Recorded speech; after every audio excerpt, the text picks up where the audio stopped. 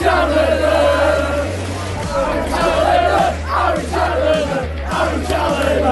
foot to top. Doncaster Rovers have done it. Hello there, ladies and gentlemen. I am the CHALL, your Doncaster Rovers fan, and welcome to this video. Now, today is the day after the Lincoln game. We won 1-0, and you know, I finally had a chance to do the review. Like I said, didn't get back from Lincoln till about quarter to midnight last night. So, you know, because obviously the game was delayed by about half an hour. Obviously, you know, best wishes, thoughts and prayers to the Lincoln City fan who collapsed during the second half. In terms of the game itself, I think the first half, like I said in the vlog, Lincoln for me were all over us in the first half. We didn't really get a look in. Then second half, work rate improved. Then after the restart, you know, tried to get back into it. Got the lucky break with the penalty. For me, it was definitely a penalty.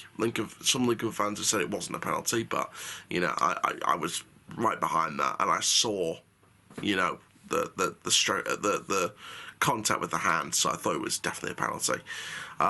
Gardner puts it away, and then ever since the penalty, I think we dominated. I don't think Lincoln really barely had a look in.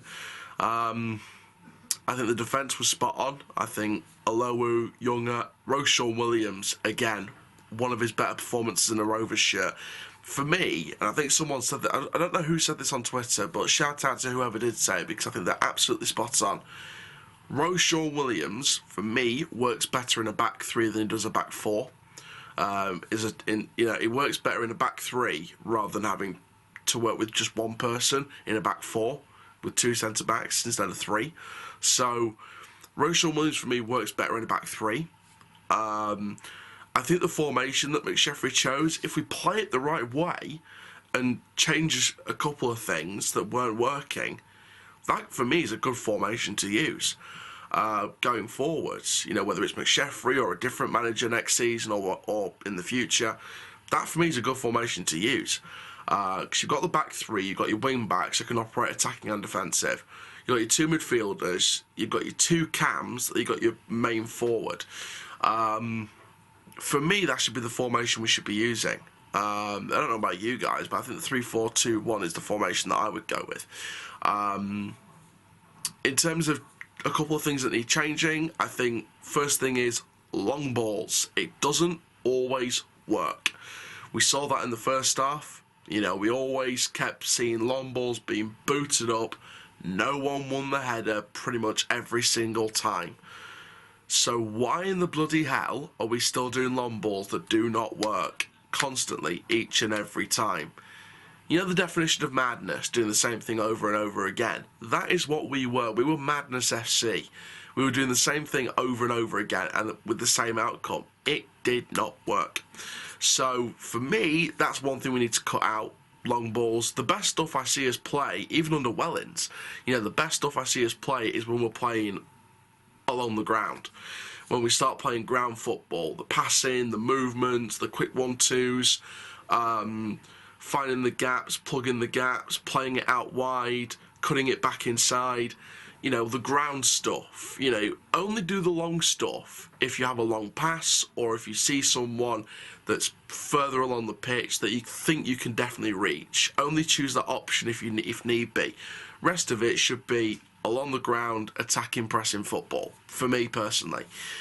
I just think the long ball stuff doesn't always work. Mitchell's goal kicks were always to the left-hand side, even though there was space sometimes to the right. So again, I thought that was quite a weird one. But you know, aside from the goal kicks, Mitchell was for me one of the man of the matches. You know, he made save after save, especially in the first half when we could have been at least 2 or 3-0 down in the first half. I think Jonathan Mitchell for me was man of the match. You know, especially in that first half when he made those amazing saves. Matt Smith again, great hard work in the middle. I think Dan Gardner made his mistakes in the first half. I think he knew that. And then for me, it was just a case of taking that penalty and redeeming himself, to be honest. Didn't redeem himself entirely. It wasn't the greatest game from Dan Gardner. You know, I'm not going to excuse those mistakes in the first half, those couple of mistakes. But, you know, for me, Gardner redeemed himself a bit with that quite a bit with that penalty that he scored. And of course, it had to be Dan Gardner that stepped up to take the penalty and score it. You know, the guy that made the most mistakes out of all the players in the first half. So of course, it had to be Dan Gardner. You know, giving the guy a chance. And like I said, ever since that penalty, we just dominated the game, and Lincoln didn't really get a look in. You know, and then Lincoln's fans started fouling out one by one. Is this a library? It seemed like it.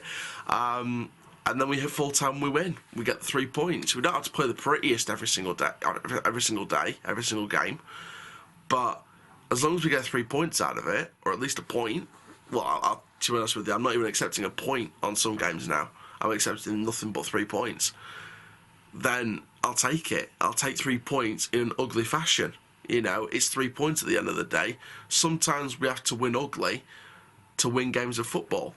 That's just how we have to do it sometimes.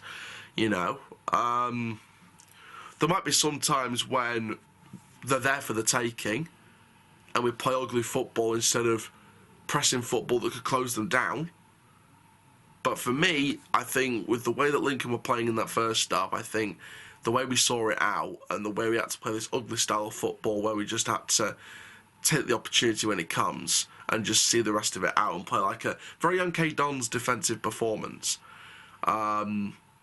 I think that's exactly what we need. I think that's pretty much what we needed. I think we just needed to see that game out and just see it out with a 1-0 win. I think that's the, you know, scenario we were looking at here.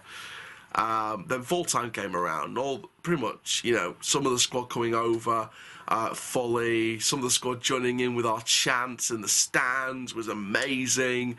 If ever there was a time to show that you are up for fighting for to get out of the relegation zone, those players showed it at full time when they were cheering with us, you know, joining with us in the you know, cheering in the stands, them joining in.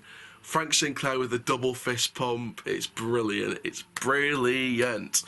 So yeah, for me, you know, but this don't mean anything until we win on Saturday. If we win on Saturday and Sheffield Wednesday. If we lose, it's another one off. If we win, we'll be 3 points off safety if the other teams around us lose. And then I'll start to believe, hang on a moment, we could actually do this. Now, like I said, everything rolls on Saturday and probably Tuesday as well, next week against Accrington. And then we go to next Saturday, the following Saturday, the first of the relegation rivals we have to face in this second round of fixtures this season. AFC Wimbledon.